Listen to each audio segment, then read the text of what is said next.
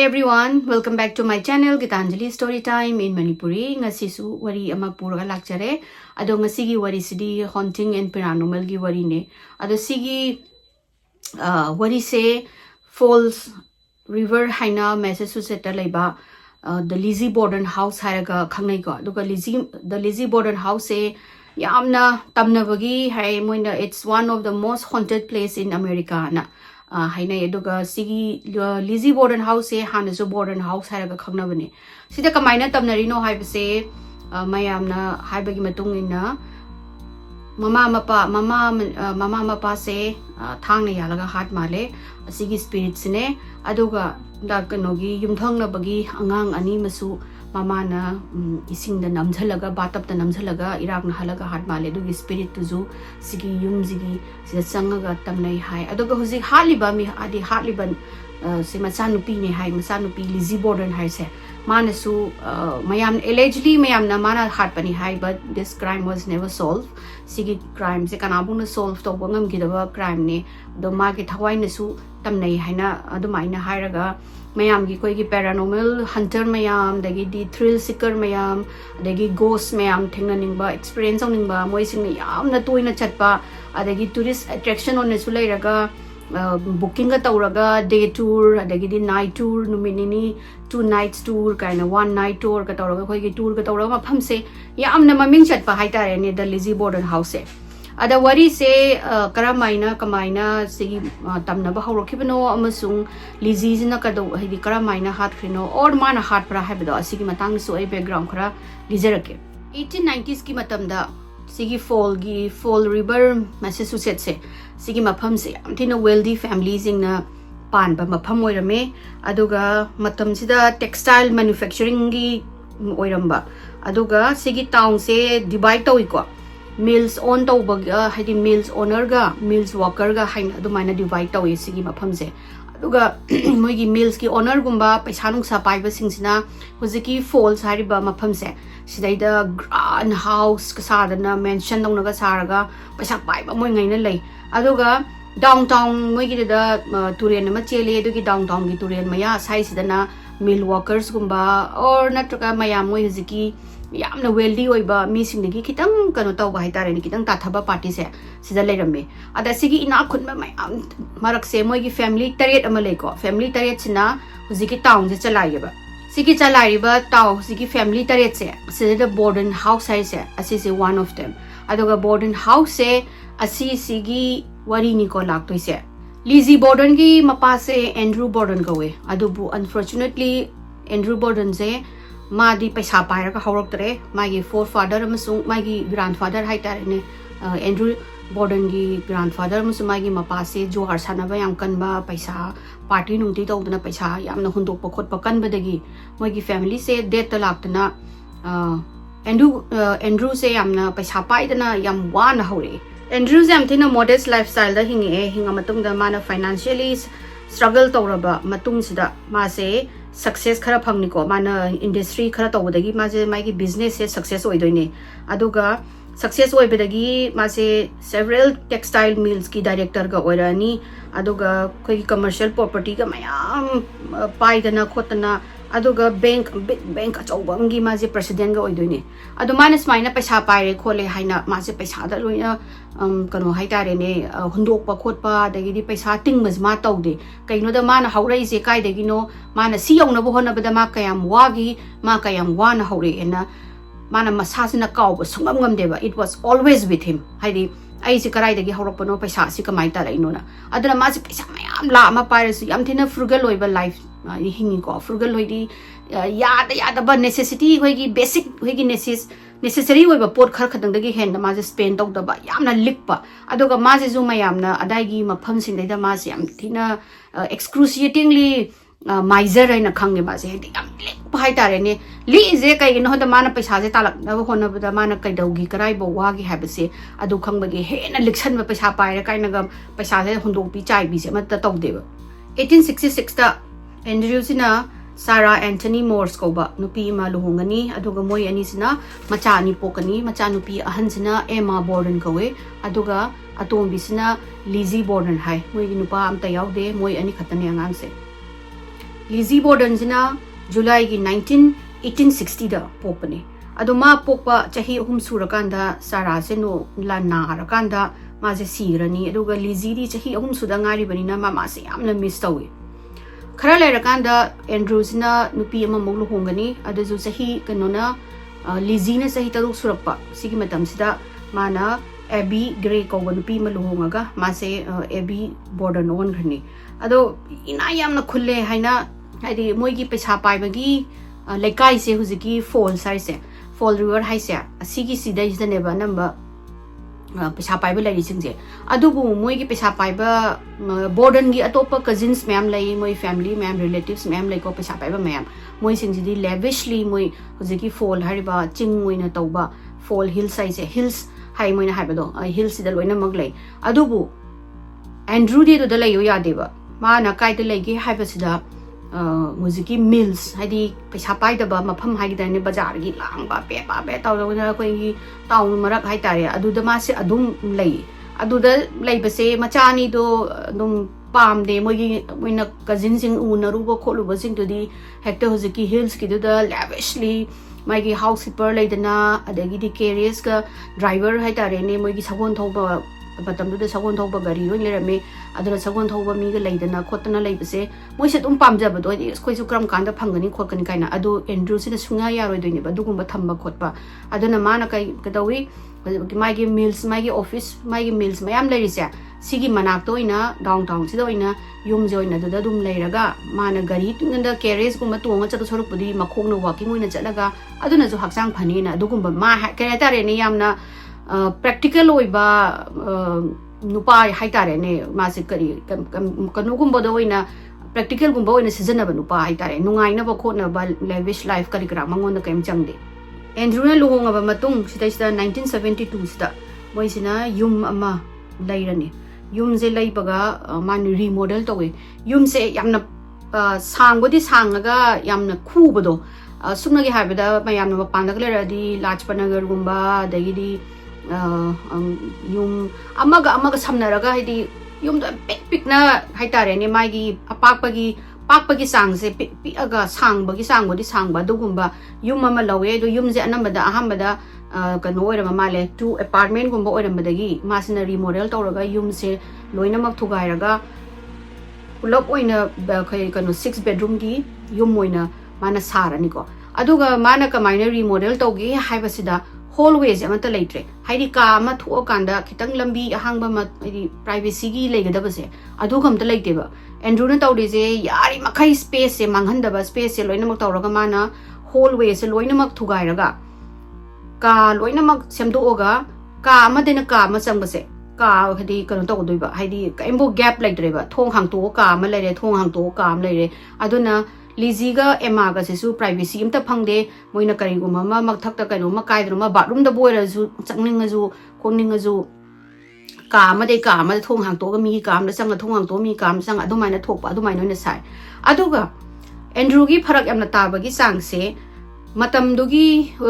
moi gi ina khun ba gi oina pesa pai ba haina matam da plumbing like running water adagi di moi gi gas ki chamber pali gas chamber sina ising asaba ning dhamda da ising asaba gumba tarak pa kholak pa running water sung malai bise man adu amata ha paroi ba mana tawdoi se plumbing amata hap traga moi jing je ising je ya khagi kallaga oin mapan dagi ising oina kalla kholaga oina ising aying bana irujaba adugumba ising asabaga se aidi kano gas mangini haibagi type ta matamdu da gas na halaga lo isajana ra medu na gas mangini ka haibagi type ta ising asabaga amta irujadabi moi man tawri se aduga running water laitrabani na toilet se lairoiba toilet laitabsina mana kai dawi haibi samoi ki basement ni khoi makha se sidai da thaina cinema daga noina uba kari khong hamaga litrin gi khong hamaga adum ising kano moi paper na dum sijanaraga dum hondokhibi flush tawna ba khona ba running water amta yaute ko aduga nungdang da moi gi ka gi makha sida chamber pot thameba dudana mapan nipan thongning pa or hinda khoi gi basement da kumbangam da na number 1 number 2 tawning su hujiki pot sida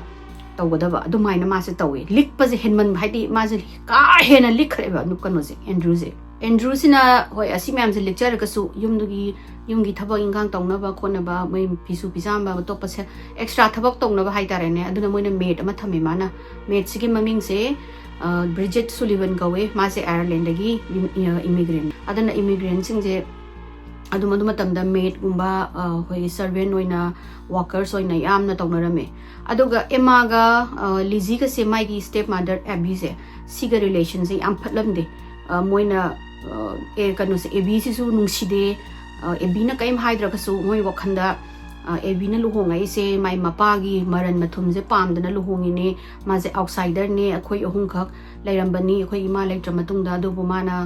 mai de moi mapa se luhongaga mana haidi invite tawbani ka haibagi type ta adu maina relationship se phukha phanamde hana di kitang anga wari ngai di Lizzie na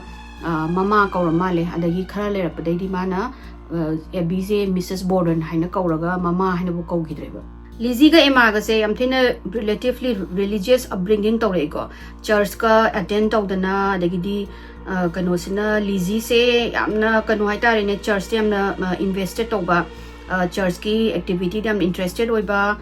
angang ga je Sunday school daga angang lek taktana khotana koi gi recent immigrant mayam US ga lak pase simana ga lei ka se free da takpi dana adagi ma se church ki treasurer oi aduga mai gi ladies fruit and flower gi du gi member ga oraga ladies ki fruit and flower ka hai se am thina matam do da mayam na respect tawba adugumba church ki member amne dugi member ga oi ko Lizzie se Emma ga Lizzie ga se moigi yumsigi condition sita ko mamanaba sing tignarasu mamanabi tignarasu moiji sungkau ga kaudiba mayum sida kaigino da ikai jabado moigi mayumgi condition do da noi da bathroom kai lei changi haraga kanga makhadagi chamber pot to puthoga do da season no dagi di mana sigi Andrew sina yum je sabda toilet kam ta yaudrni ko ka sing do loina maximize toine na adagi number 2 to ge haraga na moigi amakha ge ahoba kan thainagi pakhangi kari hai no aise kanu se kari ziki outhouse gumba gi type tani ko adugumba outhouse ki the decision okopus ikai dana moi se mi se kaya tinade moi na sumi kaudrabrina mi na su moi se kaya kaubirakte aduga Lizzie se matam dugi moi gi Victorian matam gi mas di phaja beauty standard hai tare ne adugi beauty standard oi da hai tare moi according to them aduduna mangonda nupa ri koi ki kaina ga hai base myamna laktaba adagi moina su ai hairu ba ikai ba aduduna Lizzie se yamna bore su ko mache Emma do na khara phajai adoyaga su moi se Shabi Aribi na haraga dai do khangne ba sahi kuntra su rakpa sahi kuntra su bai se matam dogi Victorian gi matam da macha mawa laidana khotana lairabani do moi di luhong da bida laire sahi kuntra su jale e aduga kano Shabi Aribi ne mayam se tawraga moi gi shooters laktaba moi da luhong bagi hai ba se laktaba aduga luhong bagi lakpasina moi digi hena ina khunba laagana hekta Lizzie gi masak se ura kholaga nungalaga hekta reply laktaba adagi di laagana moi gi below standard gumba oiba aduna below standard sina ubasina amuk mukano na Lizzie hoina pamaga su Andrew sina amuk yadaba Andrew sina tanthokye be hekta haidi magi property pamdana mai pesa pai khangbagi machanu pi se nungsi davida dum luhongge na la ini haina aduna moi marak sida yum da ju problem jam thoe haidi moi su adu kayam koina daina lai sara ga lo kanu lai sabi ari bi ora ga lai doino ko toino adagi Andrew gi likpagi spot lam layo yadaba adagi di anu ba kai kanu di model tawje yadaba bathroom gi kai hap ko to ba moi ja dum nungai na da ba se tam na moi lai sabi phaga lai ngai dum tam na dum nungai na da ba hore Lizzie ki only social life se ma do mano kanda magi shooters laktre mama na bising som ta tinadramina magi only social life se magi church chalaga church ta magi Sunday class gumba ma takpiru ba khole ba asina ta na ma se kem like tabuna she was very lonely aduga mayum da so dum tension do mama kanu duga stepmother duga tawraga tension se dum la adu bu no magi imung si da tension se phajana erupt tawra 1887 si da Abby manau nupi se moi family problem gi matung dagi paisa gano do rent to pi bangam da dagi moi se ma ziki mai gi manau nupi Abby gi manau nupi gi family se yum si dagi evict to doreba to dore na ta ba sida Abby sina Andrew da haijaraga Andrew sina yum ma lei ba flat am lei moina lairiba yumsidagi flat tagi ujikan anamba modern loina palamina modern amenities yawanina adogumba mam lay si laibasidagi emaga kanoga sina Lizzie ga sina tina sauraga moigi imungsida tina khanayeba emaga kanoga sina ebina kanosga emaga Lizzie ga sina khalise ABZ की influence तकी मपा की property सिंग मोगी ओगेदबा property से असी जे AB La my की family सिंग लोइना मुंदोरे हाय बगे कन्ना खना बदगी Andrew सिना नोंगाइता दना मागी Andrew की ममा हाइतर grandmother की युम ममा मोइदा PB रे दोगो नइस लाक पर rent सिंग नोगी दों ओइजरो खोलोना अदु ओइरबसु एमागा AB गदा साइगी थमोइ चाखिबदो हाइदी अखोइ पोक्ता दोगुम युम नोंगाइबदा लै फंगदे दोगा माना ममा अतोंबी सिगी मनाउ नुपी सिदा mayum lai pi haibagi nungai tabududi adum manungda khoisaunaraga adum lai si matangdagi moise hana chak pulap charambadagi chak pulap chaw yar aroi tongan tongan moise masakam ta unaba yadre ba amaga maka pankata khana amazu emaga amagu khanani dagi Lizzie sina hena mapa mama bagi magi stepmother ga mapa sina hena songning bado adum sauna lai badagi mapa sina ano sina Andrew sina nungai tadana Lizzie sigi tang sawba phanabane na मागी इना खुनबा Borden cousin सिंगसे सिसिगा मोगी European tour अमा ओइना चलहलुरगे मासु ngaktang haina ina khunba high fi life to ngaktang maisu experience tawzaro sino haina Andrew sina Lizzie se 1890 da yam thina luxurious trip ama grand European tour da maisi thaduine ba si tharaga Andrew na khalisina ma do khitang magi frustration do khitang phagadra khotgadra sawning bodo phagadra hairaga si chatlubadagi hena Lizzie se hena frustrated ora ba haidi moina lairiba living condition siga moigi cousin sing na lairi siga moina dagi di moina European chatlubada phaja phaja ba mapham yum ananba modern amenities ka laidana khotna ising asaba ka tadana khotna to ba khopase ubadagi ma se hena sawninge adagi sigi trip se si halakpadagi moigi imung sida adum strange occurrence gumba thoe hadi strange na ta koi gi tamna khuna na taba koi board date like daga noma kanoga Andrew ga AB gana mapan chakringai da imung sida Emma ne moigi ki maid Bridget ne adoga Lizzie ga moigi lairingai da huran ba ma changa aga mama gi stepmother gi ka moisi ka tongan tongan lai male the gi stepmother gi ka sida changa ga stepmother gi sana lupa khara ne 50,000 in cash ay dollar da adu mane aduga moigi car sticker ke khara huran ge male si huran ba se kamaina tawge habasida makhon ama tai kaina hairaga Lizzie na khangba male si se khangba degi mahuran ba changam male khole kano gi AB gi ka do thong hangi khole na tawdagi police ka kawe do police na ga kawra kan sida imung sida kana kana lai khole tawbse kana imung sida Emma ne aine Lizzie na khoyum dagi laite khote na khumme aduga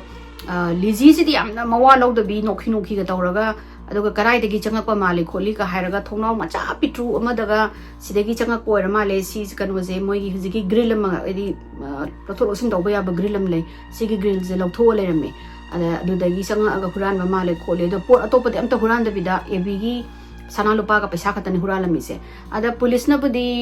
Lizzie na oram dong male kholi kaina da kaino da Lizzie se mamang de sum khara kleptomanic oi ba ma je adi pot se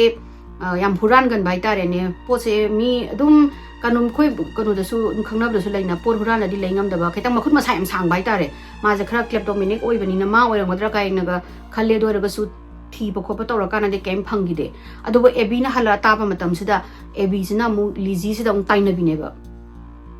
nang na huran borangani na adogi matang sida mo imung da jam huge fight am tawre ba aduga kano na su Andrew na su mai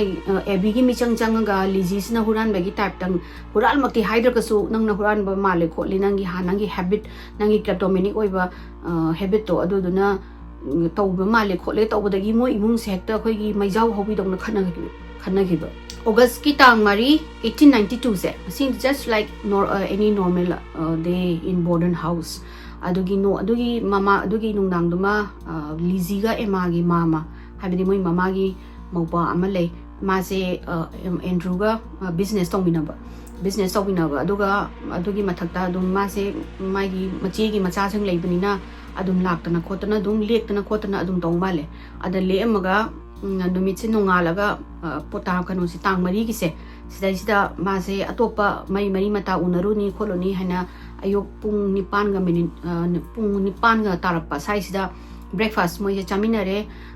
je magi magi maming se John Morse ko go John ne Emma ne aduga kanoga Andrew ga moi je breakfast chaminare aduga Lizzie ga Emma ga di yawo yadre kai gino da moi khana ki bidagi amunong hadi meals amata chamina gidre adai char matung da John sina ma do di thoge thoga atopa kano da mafam da mama moi relative sing do unaruge aduga lunch time da ai hala pa yabreng gi duga lunch to chana ba na adumai na hairamaga John siti thokre John je thokra kanda gamu kano sisu Andrew ju nipan ga makhai tarapa saise sida masu walking he chale aduga magi office ju hai phet yeng over kholo ba mayam meals changaga meals ki workers sing do na kai dori kholi yeng bagi masu adai do na chatlage na masu hawalaga walking gi thokre aduga pung tara muka tara amgani hai mayam singje loina mangmai magi thaba inghang je loina raga pung tara ga makhai tarapa saisida guest room se kanosna haidi masagi oina dum lotion khomjan ba dagidi clean up tawba se Abby jam pamjaiba ada Abby na mathaki mai sigi guest room se da changaga saigi John na tumam basing do ma phabung kai kai do lotion ge khotke na kakhalak pasida mai saigi Bridget na ngasmai na mapan nugi moi bag ya te thoga kano sing do mingjeng jing do sing to o mingjeng jing diam na di bazar moi gi duka kano da uphun mai phun maya leibani na ya mo le na haraga Bridget sina mazu kano seng ba chang khare ko kano se kari thonau seng ba je chat khare dai pung tara ga makhai te tara khitang makhai taram dai sai sina Abby sina kano marak ta kakha kidoine ba sigi mai gi muziki guest room je seng ba sigi seng maga Andrew na halakpa marak sida thongdo yam dong ai ta ba je thok toini pung tara ma thoi ga minute tara mu tara pa sida sagi me to ma de kano mai gi room sina ama thakta etik ta lei ko ma jo sai mam seng ba kho ru ba thongnau ke mam ta gi seng ba wa ye na ma sang ha tum mu jani tum ba sida yum sida Lizzie ga ma ga khakle ada Lizzie sida na Bridget ena korpa jani ada Bridget so hagulaga kumtharak pa kai dawragi kholage na mana yamna khaidi yam kare tar yamna normal tone da khoi baba do sire kanano na hato me na hairaba nang sungi khoi gi julo na bai doctor ko no do khoi gi yum gi mamang ga leba doctor thom ta kawru chona adagi Bridget ju masai haktu mu bagi ngauri phai ha kaino haisi bona mana khangdi baba do sain tawraga sofa da hipaga ina punga nga ga le hore aina kawbu khumdari sira malena Bridget se moigi hek opposite laiba Dr. Bowen hai ma se kawbu chen gare ado Bowen sina lakpa matam dadi ngasai several neighbors hana dagi mi moi dui manakuda lairamme adagi Dr. Bowen sina changa kansida imana yeng masida Andrew se kanu mai gi sofa sida saina recline tawraga hippaga ma ina punga nga ga lairamme do mana changjala yeng matam sida Andrew gi masak se unrecognizable oreba hedi hekta kaino gumamna headset gumamna thang jang achawba na chaba longna yan bagi adumaina kanu tawlera masak se khangdreba Dr. Bowen sina Dr. kanu sina yeng basida ju mamai asidagi e pit ka thoga lairame aduna takpadi Lizzie na hedi maje phangbase siba minute amani da ngairangini sida yam mamangi sira yam siba recently siba male kholena aduga ekta magi karetare ne sofa nung pha kari ka ka sidi loina mang ina punga ngang lerame yam tina extremely violent crime ni hai adagi police su kaure mayam sina hana dagi moigi neighbor sing na kauraga lerame de police sing lae la akan sida police na hangi no esi kana kano makamai toro mino kholami no wana toro questioning tori do kanda Abby dugi mata hang Abby di karai no hai bisida Lizzie na khangde ma do kanano ma anaba ma lai la o hai na chakhi bani khokhim ni to dagi yenge na police na kakhalak pa jani kakhala kan sida moi ge kakhalak pa ga guest room je lai ne guest room sida sangmo yeng sida di Abby zu ada uppaga ina nganga ga tairaga ina luppaga lerami siraga investigation kudakta launch tawre dagidi questioning tawre ngasagi Bridget kana numisida emachna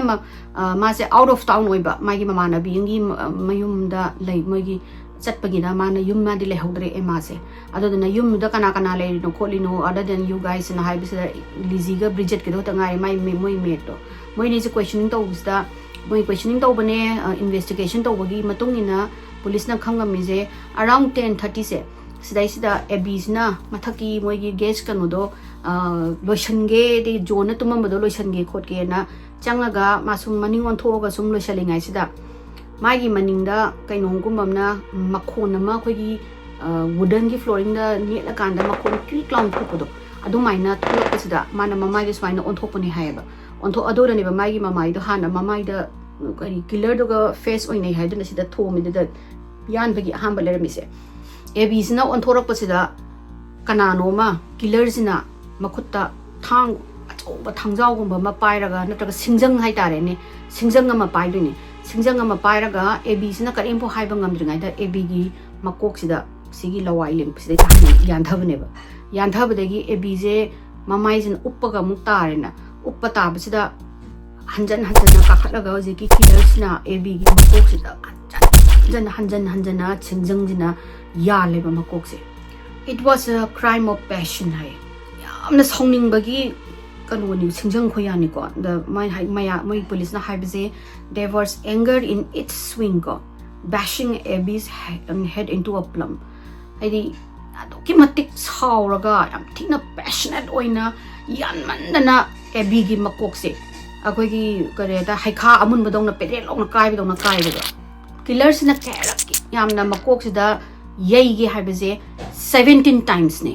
17 times yai ra kanda ne ba ma si je anagi Andrew gi da kamaina khangi je Andrew se na hangai di dum tarama thoi makha edai da dum halak ma le mai walking chalurani aduga mai sagi mails dum gari krak office ke check tawraga ma se halapane adugo numit se ma se masa no ngai ta dana yamna doga sa su am sa bagi ma se nganta hale hai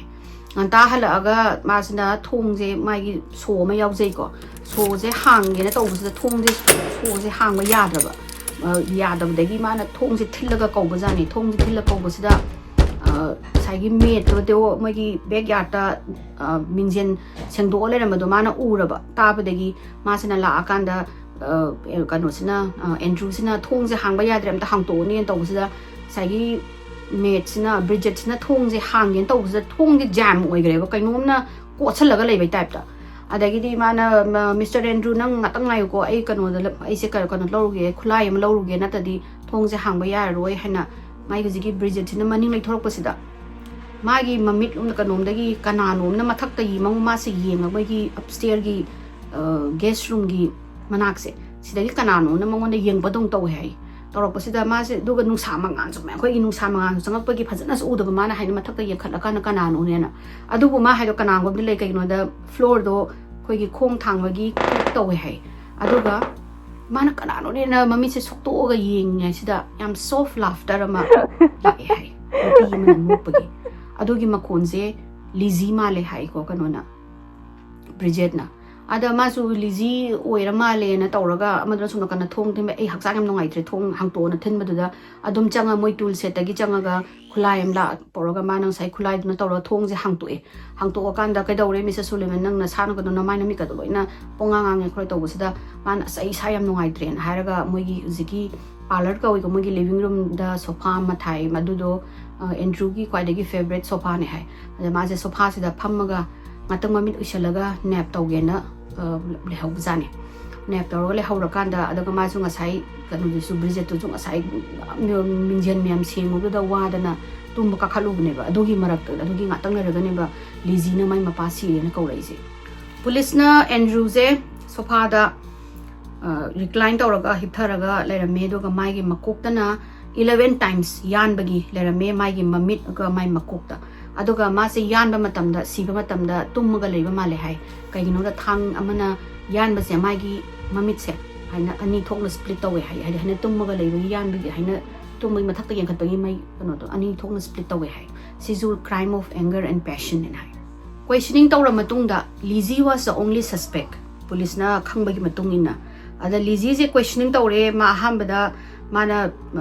refuse tawre haidi ma haina upstairs da leite khote mapa la ama matung na mapa na sofa da phamingai da ma do moi gi family barnam lei family barn da changyen thor ko matam da Abby kai lagi amo engon da hanga ami ada ina Abby do kana nong gi chithi lakibane kanano ma moi mari mata nai haina adagi hena khangdi ai banda changugi hairaga ai banda chatlubane duga mapara tumale hawe mana banda gi hal akanda saina makhon ama tai kholi mi chen gibra kaino khangdi makhon tai na changakpada mapado adumaina siraga lairambane na adumaina di khumme adubu Lizzie gi mai initial answer singje at time yam thina strange oiba aduga contradictory oiba habedi one stick tok da do answer se ama muhai degi ama muhai bando maning da mung lei hai mamang da mung lei hai do maina khumba ado police ki suspect si Lizzie do oirabna Lizzie je arrest tawraga mogi court trial je hore aduga court trial je yam sangna tawe aduga yamna matam changi Lizzie se 9 months je kanoda police ki remand aduga kanoda jail da leina mogi magi court se taw magi trial se tawba male just na every detail sing je yam kopna yengsale aduga courtroom da discuss tawriba mayam sing je malo na tare adagi match na testify tawe habedi meta hangi se nang kano se nang na mathakta no poi makhon je Lizzie ni haiba se nang Lizzie do ubra haina mogi court ta hangna se da meta na hairi je ai Lizzie gi makhon di male do Lizzie di ude kaigino da aina mathakta gi ngatpa matamda mako kano do sai nung sa mangan do na mami ta da na ude khote na haire adagi nang na mi do ani do hat pa matamda nang uhobra haiba dan tungda Lizzie kano sina Bridget na ID adudi uhode hena haire ID ko na Lizzie na kawrapade khangbane ID mathaki aigi etiki ka room do da tummaga lei hena adu mana uhode khote haire adagi sai no idu zu Lizzie makne hamana haiba ngamdamni na mana proof to ngamdamani na evidence se Lizzie da kaya leidreba aduna mate na testify tawe Lizzie do different phi ama zumana ngasai aina ugiba ba phi do aduduga mana ai kaugla pa ma phi do ga sumana de na hai adugi mana da bai matang da zo mu Lizzie sida questioning tawdoi ni go Lizzie da questioning tawba sida mana hairi se ID band da leiru bani na hai adudi nang na phi ka dawgi hongdo ino na hai mana ai phi hongdo ko do phi do mot pa de hongdo pani na adu police na adudi nang gi na phi amot pa do puthoro yenge har kan da mana aina mai thado khari hai adu nang ga dawgi mai thadoi ba haraga mai gi phi do da siki band da gi pen tama tara e pen to na loina mak chu badagi mai thado pani na adegi police na kana na mai thana ge pen tharaga hadi pen to tairaga maybe nang wash tawro nang kano tawbagi stu khodo ko yaba khoba kem nai tabra haibda Lizzie na ai asmaina pen suba phi se ai setian adu maina khume asisina chingna se dum Lizzie na chingna bane adu gi ne ba ma su phari se Lizzie na hai se kana nom na mana banda lai ngai da kana nom na tumina surok tagi changa aga mapa se hatu amaga tumina chen gi ba ko ramni ai se makhon tai kholena ana nang na tari makhon je karma makhon no na hai matanda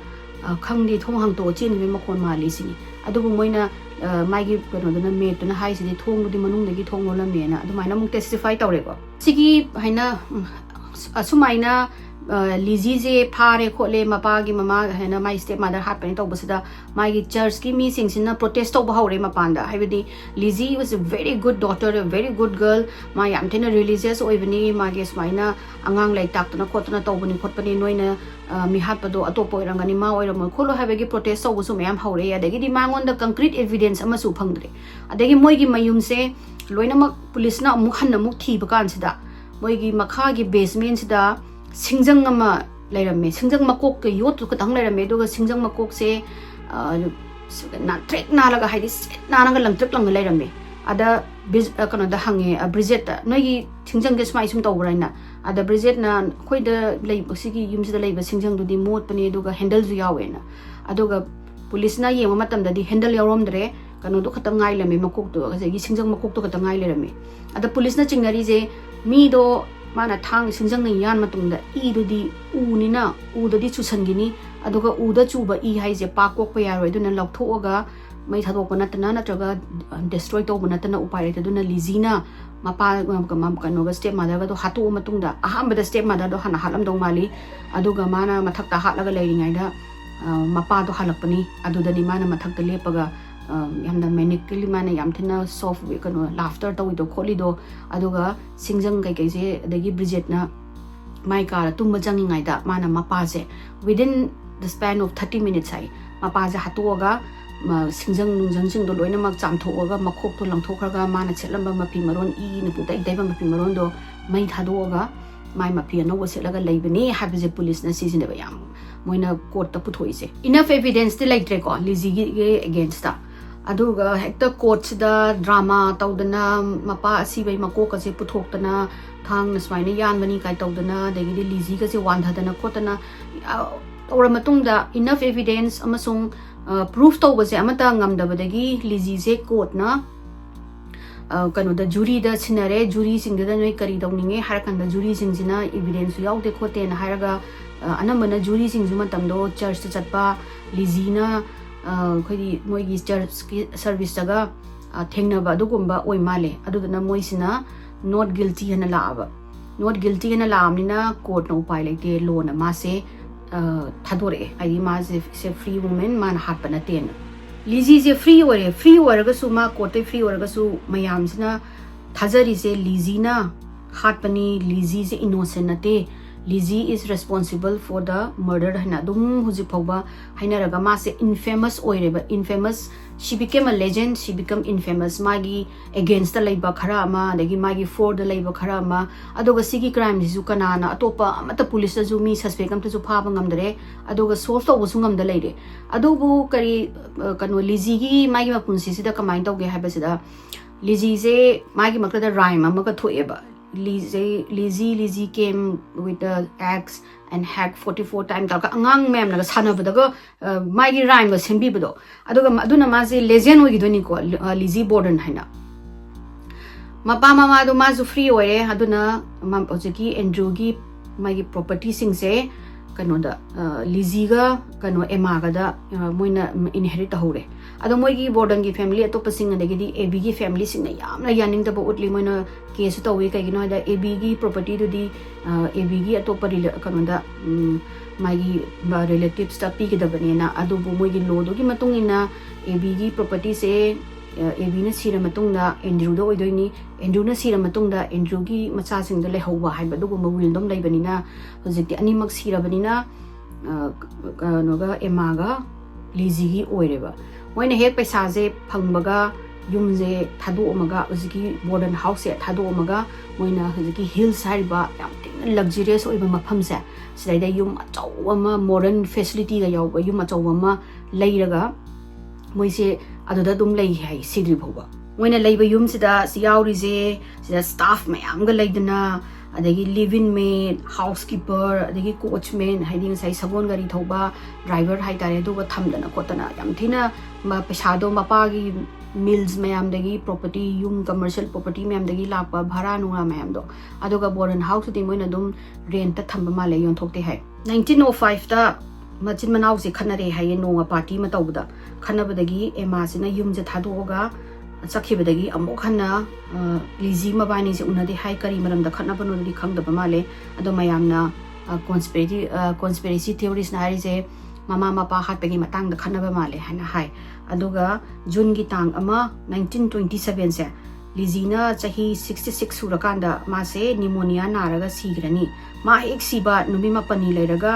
June gi tang tara 1927 se da Emma se mu kidney disease ta amuk laigroi ado moi gi Borden gi monomegi funeral ground am lai male ando da loina mak phumme hai Borden House se rent to ra thamme doga haunting to bagi story je surface to ba hore ba haidi pot se kana bong na khang da mathang da hekta move to ba adegi strange occurrence adoga koi gi kariata re ne Lizzie na sigi ba matung dagi hen na jiki Borden House se moi gi tamda ba je henjalapado adaina mathang mayam na sung moi rent to ba mi sing juna khangnarakpadagi amu hongdoki mi amu la hongdoki adumaina tawraga dum leire moi sigi tawnari ngai sida thaina tamnare khole na tawnari ngai sida moi gi hek yumlon na ba sina mama se kitang mentally khara problem nei male mana macha ani se isingda duppaga khatok male adogi angang ani gi thawai se asi je uziki etic kano sina leiramba Bridget na leiramba etic se sidaida huziki yum se khara khangde bed khoigi phataba evil gumba khara attract tawbagi type ne adoduna huziki angang ani isingda irakna raga haidi maman hatoi se si angang ani zigi thawai se zigi etic to da lai hai aduga etic se ga Abby na siba ka se asi zigo ore mare kwaidagi kano ori se haunted ori se haidi yam thina tamnei hai huziki ka ani se Megan's family na ziki yum se lairani ko purchase tawrani laira kanda Megan's ki mathang dom moi inherit ho base Martha Megan's kawe Martha Megan's ka mai gi nupa sina inherit horani yum se ho matam da moina mudi leiba tandana bed and breakfast in haina hoi hotel ki type ta just to maga breakfast aba yaba atopudi kembo facility gumba phangdaba dugumba hotel macha haigan hai ta bni dugumba amada mana hangani hangaga huzigi Borden House na tawramadagi Lizzie Borden House na mana thole mana bed and breakfast hangbaje 1966 dagi hangba hobani hai si hangbadagi guest sing je si hangbadagi mayam se hanadagi tamnabani khotpani haibase word se spread tawnarabani dagi Lizzie Borden House kainaga mu tawrapasidagi guest mayam je hekta lakba hawrani leiba mafam sida lainingbagi hekta mayam se mathang laaga moina khwaidagi kari haitare ne request tawbaje etic ki ka se asijiga Abby na siba ka se si ka se amna request taweba aduda la aduda guest singina moina anamatam na tari se khoi heavy footstep khong koi chatpa aidi Andrew na chatpa manba adugi khong adugi khuchat ka hai adagi di soft giggling angang machana nokpa adagi whispers adagi fire alarm se pung ahum ekta baga ahingi pung ahum ekta baga khangongdan hekta alarm se fire alarm khongapa adagi light se flickering tawba sometime moi ngasai moi na tumningai daga phabunga je atam kaino to go ba chinga ka move tawba adugumba se thengnare ko sigi haunting se aina habido kano da ngasai ge Abby na har kano siba masung angang moigi ethic se sigi matista ne ba yam tawri se si tawri harapodagi word si mathang spread tawrapodagi hekta viral chale wildfire ta chale chatpodagi ngasai gi paranormal khoi pamba mi singjina yumje flock to bahore moi experience so oinangbagi khoi mathandaga mathanda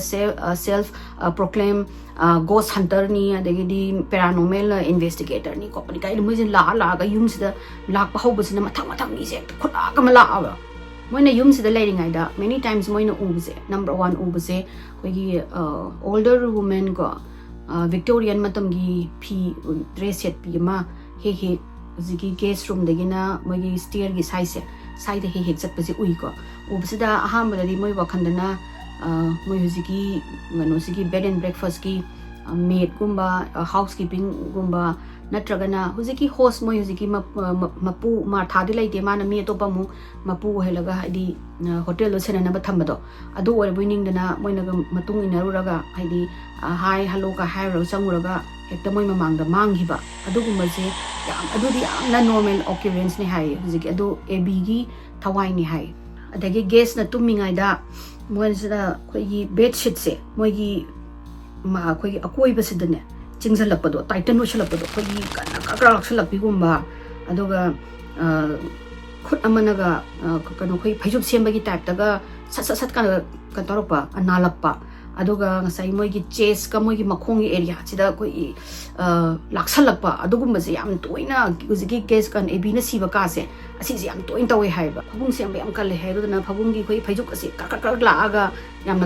toin se male adugi behavior ni kana so hai Lizzie ki ka da tumba ama Lizzie ki ka se su yam kana tamnadra ka su amudum khagadi dum tamnaba male da Lizzie ki ka da tumba guest amana nongwa tumba sida ahin sida nupi ma kapakpa sida mas makeup thoklei thola kan sida mana kaino ne na ko yeng majane kaimdi phangdraga kaimbokti makhon tadraga hik long kappa aduga every day same timing sida kape hai mona thajari se Lizzie na sira matungda mai gi thawai se asigi yum sida tangkhai khoi gi kai dare ne residual effect oina lakpani haiba aidi mana tawgiba crime dugi mangonda pain da bara karino khangdabagi adum kappa makhonje tai haiba Lizzie gi room se adum every time same time da kape hai ahingi pung ahum tarapa sai se adagi nongma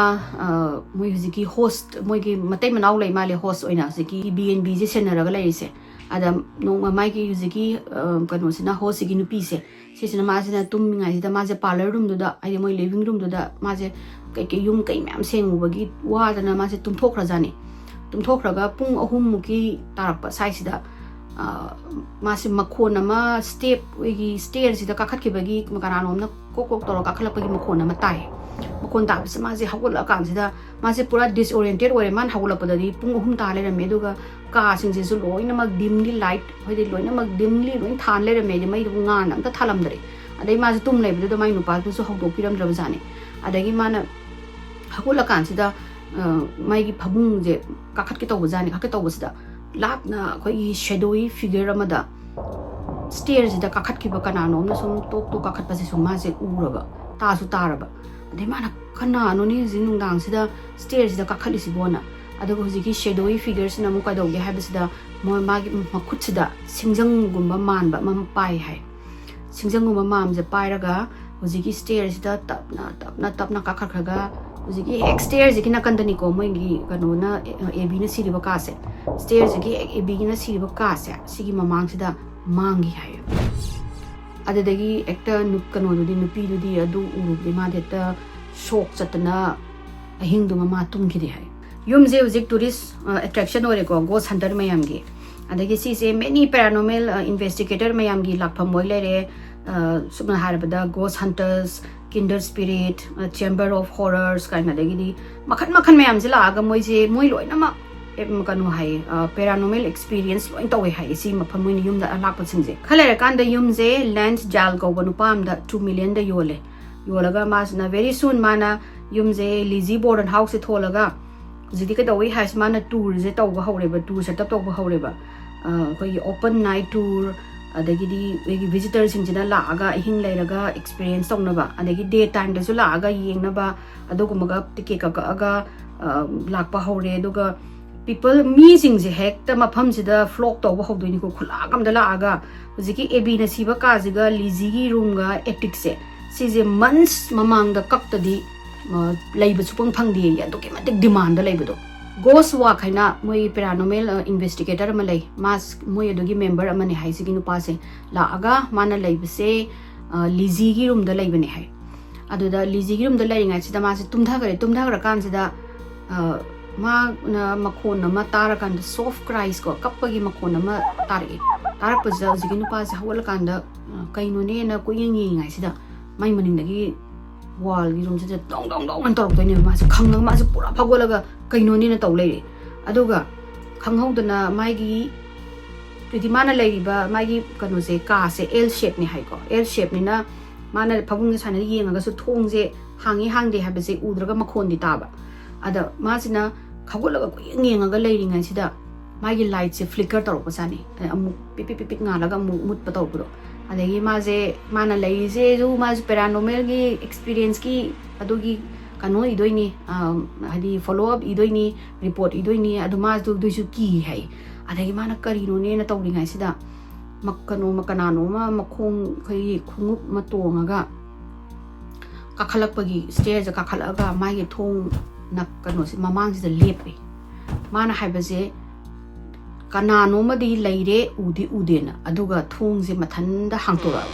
tanda ke toroga hangtora ko dagi ma de ta lawai lempu sa la bajane tharaga makhoi ku ji khong ma kano se khong je amu tamna sanga paje manung da uri ko mai thala leine mai hade moi gi bedlam do thalaga thamine adubu kana bukti udi adu sangi changa aga magi manak da lepi habise ma khangi hai adagi he was so threatened hai mana magi life da to thina hade threatening oi da do mai wakhanda Lizzie gi spirit na singjang paraga la abra kaina khalle hai adama ahing duma mai do thalaga tos lai chu thalaga ahing duma tumde hai ghost mom haina nupi ahum mam lai Julie Liz and Emily na moi je self proclaimed ghost hunter ni hai moina yum je book tawre tu tawbagi ring sigi activity mem do experience tawgena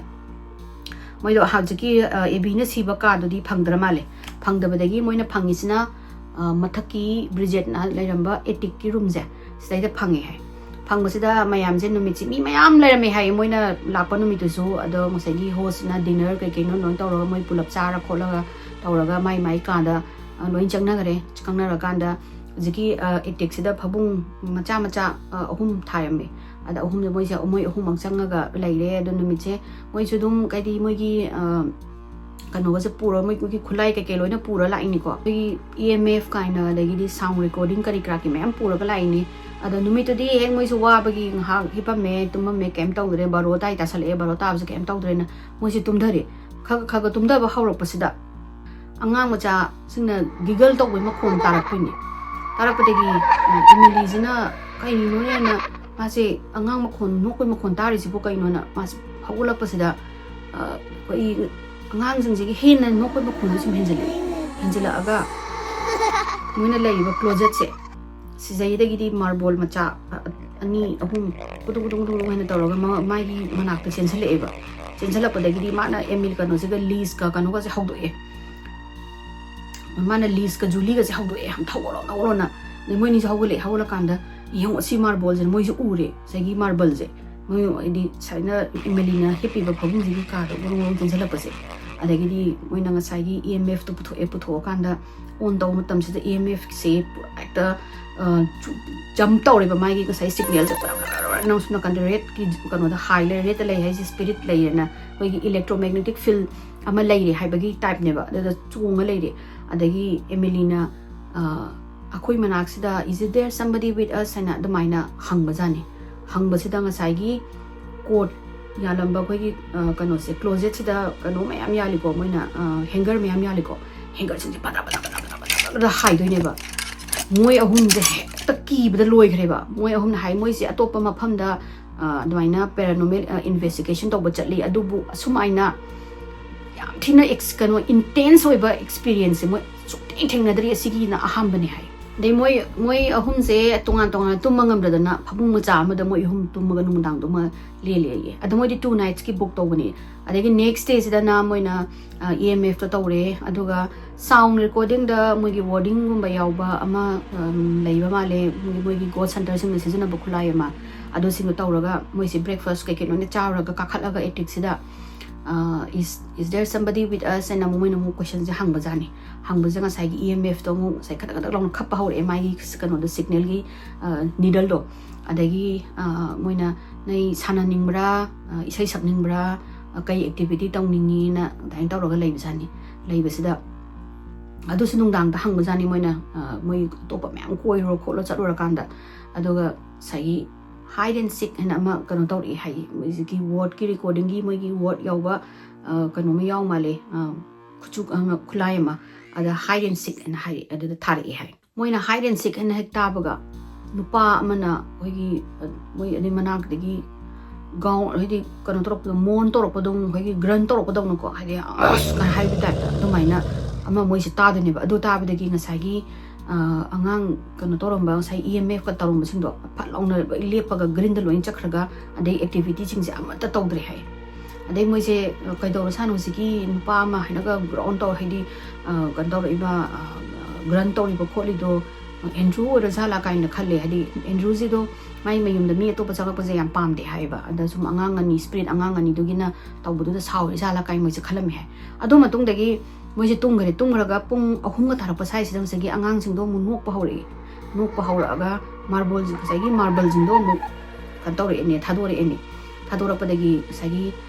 ꯅꯨꯄꯤ ꯑꯍꯨꯝꯁꯤꯅ ꯐꯝꯃꯀꯥꯟꯗ do you wanna say something do you wanna like convey a message ꯑꯗꯨ ꯑꯣꯏꯅ ꯍꯪꯉꯀꯥꯟꯗ ꯉꯁꯥꯏ EMFꯇꯣ ꯔꯦꯗꯇ ꯐꯅ ꯀꯨꯏꯅ ꯅꯤꯗꯜꯗꯣ ꯂꯩꯔꯝꯃꯦ ꯍꯥꯏ ꯑꯗꯨꯒ ꯀꯩꯝ ꯍꯥꯏꯗꯕꯤꯗ ꯇꯨꯃꯤꯟ ꯂꯩꯈ꯭ꯔꯦ ꯍꯥꯏ ꯑꯗꯒꯤ ꯀꯩꯝ ꯇꯧꯔꯛꯈꯤꯗ꯭ꯔꯦ ꯍꯥꯏ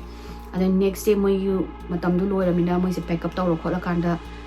ꯒꯨꯗ ꯕꯥꯏ ꯑꯅ ꯍꯥꯏꯔꯝꯃꯒ ꯁꯥꯟꯅꯄꯣꯠ ꯂꯩꯔꯛꯑꯦ ꯍꯥꯏ ꯁꯥꯟꯅꯄꯣꯠꯇꯣ ꯀ꯭ꯂꯣꯖꯦꯠꯇꯨꯗ ꯍꯥꯞꯄꯝꯃꯦ ꯁꯤ ꯅꯣꯏꯒꯤꯅꯦꯅ ꯍꯥꯏꯔꯝꯃꯒ ꯃꯣꯏ ꯑꯗꯨꯝ ꯍꯟꯈ꯭ꯔꯦ ꯍꯥꯏ ꯑꯗꯒꯤ ꯅꯨꯄꯥ ꯑꯃꯅ ꯇꯥꯏꯝ ꯑꯥꯎꯠ ꯃꯦꯒꯥꯖꯤꯟ ꯍꯥꯏꯌꯦ ꯃꯣꯏ ꯑꯁꯤꯁꯤꯒꯤ ꯃꯐꯝꯁꯤꯗꯒꯤ ꯅꯨꯄꯥ ꯑꯃꯅꯦ ꯍꯥꯏ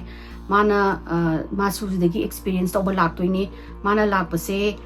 ꯒꯦꯁ ꯃꯌꯥम ꯂꯩꯔꯝꯃꯦ ꯍꯥꯏ ꯑꯗꯨꯒ ꯒꯦꯁꯗꯒꯤ ꯈꯔ ꯑꯃꯗꯤ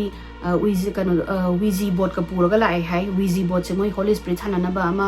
ꯕꯣꯔꯗꯇꯒ ꯁꯥꯟꯅꯕꯤꯗꯣ ꯑꯗꯨꯗꯨꯅꯤ ꯑꯗꯨꯒ ꯍꯅꯤꯃꯨꯟꯅꯦ ꯍꯥꯏꯔꯒ ꯀꯄꯜ ꯑꯅꯤꯁꯨ ꯂꯥꯛꯑꯝꯃꯦꯕ ꯑꯗꯩ ꯚꯨꯠ ꯌꯥꯝ ꯄꯥꯝꯕ ꯚꯨꯠꯀꯤ ꯑꯦꯛꯁꯄꯤꯔꯤꯌꯦꯟꯁꯀꯨꯝꯕꯗ ꯌꯥꯝ ꯇꯧꯅꯤꯡꯕ ꯀꯄꯜ ꯑꯣꯏꯕꯖꯥꯠꯅꯤ ꯑꯗꯨ ꯑꯅꯤꯁꯨ ꯃꯣꯏꯁꯦ ꯂꯩꯔꯝꯃꯦꯅ ꯑꯗ ꯅꯨꯃꯤꯠꯇꯣ ꯃꯤꯗꯣ ꯌꯥꯝ ꯌꯥꯝꯕꯅꯤꯅ ꯃꯣꯏꯁꯤꯡꯗꯣ ꯂꯣꯏꯅ ꯆꯥꯛ ꯇꯧꯔꯒ ꯃꯣꯏ ꯍꯣꯁꯇꯨꯅ ꯂꯣꯏꯅ ꯄꯤꯖ ꯈꯣꯠꯆ ꯇꯧꯔꯒ ꯍꯣꯁꯇꯨꯗꯤ ꯑꯗꯨꯗ ꯂꯩꯇ꯭ꯔ ꯃꯥꯜꯂꯦ ꯑꯗꯨꯒ ꯆꯥꯕ ꯈꯣꯠꯄ ꯂꯣꯏ ꯂꯣꯏꯔꯀꯥꯟꯁꯤꯗ